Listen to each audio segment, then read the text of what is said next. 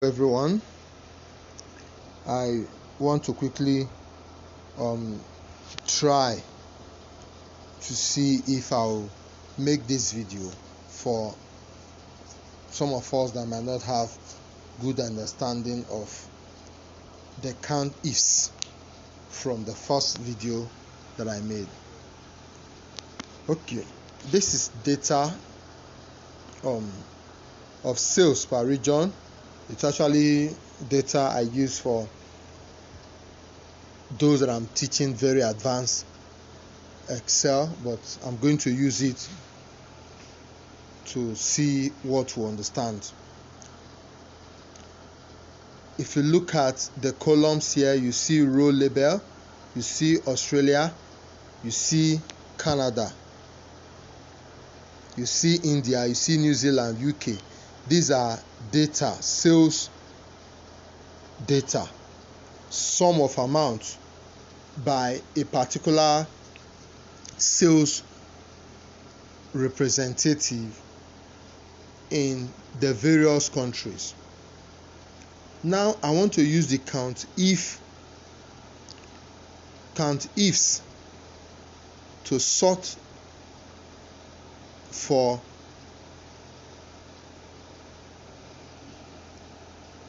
amount sold that fall between two particular figures. That is the range of figures. I want you to understand something about the countif and then move into the countifs. The countif requires just one range and one criteria. That is why we say, okay, this is the range, comma. The criteria might just be greater than 500, less than 200, greater than 5,000, as the case may be. That is just one criteria. But the countifs require two criteria, and the criteria are these. The first criteria for the lower limit of the data, and the second criteria for the higher limit of the data. Assuming you want to count numbers that fall between 10,000 and 20,000, you write your script for the first limit, which is the lower limit, which is 10,000, and then you also write the script again for the higher limit, which is 20,000. That is just the logic behind countifs. So let's use this data as an example now. If you look at Australia, you see that the sales there, the first one, you see 42,154, the next one 82,047, the next one 17,192. That is how it is so forth, and you will now get the last one on the row, which is 43,372. Forget about the grand total that is shaded. Now I want to count the number of times that sales that falls between 17,000 and 43,000 appear on this list. This is 17,000. This other one is 43,000 and some fraction. Now I want to count the number of times that sales exceeding 17,192 and not greater than 43,458 or so appeared in this column. That is why I'm going to use the countifs. So watch my formula now. First is equals to countifs. It has come out. This is this countifs. Then the first criteria and range is the data series, the range of the data series. You select it. You can see me now. I've selected the range. That is the range of the data series. comma, what is the criteria? The lower limit of the criteria here now is that you are looking at data that is at least 17,192.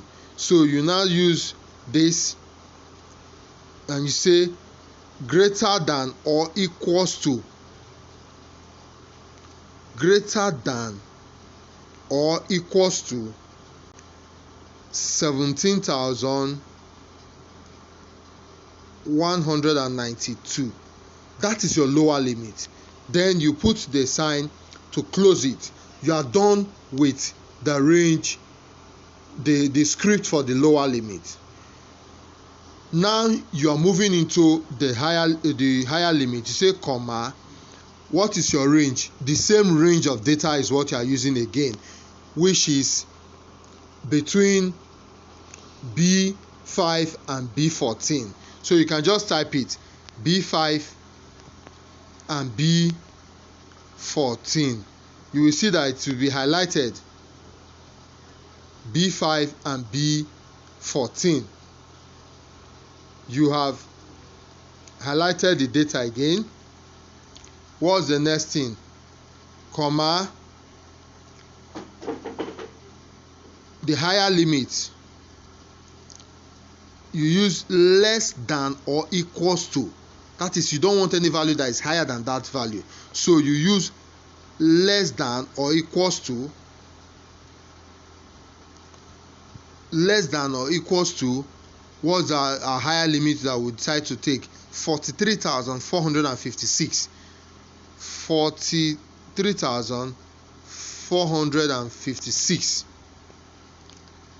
You close it and then you close your bracket. You delete any other thing that is there so that you see your script very clear. You see the upper limit, you see the higher limit, you see your range, and then you click your green sign that shows ticking. This sign that shows ticking, yes, you click on it. You can see the formula again. I want you to look at this formula very well again. Look at this now. This is it. This is the script you have written. Countifs. Your range is between B5 and B14, comma. Then look at the signs there. The what they call the parentheses or quotation mark, anyone. The quotation mark, you open it, greater than or equals to 17,192. Then you close your quotation mark. You are done with the lower limit. You now say comma. Then you bring in the range again, B5 to B14, comma. Then the higher limit, quotation mark, less than or equals to 43,456. Then you close it with your quotation mark again. Then you now use your this thing, what they call it, end of quotes is there already. Then you close your bracket. As you can see, we only have two brackets here. We have 4 quotation marks. 2 represent the lower limit, 2 represent the higher limit. And then when you're done with that, the next thing you do is for you to just click your solution there.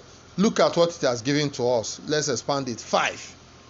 It has given to us 5, telling us that 5 times numbers that fall between 17,192 and 43,456 appeared in this very row.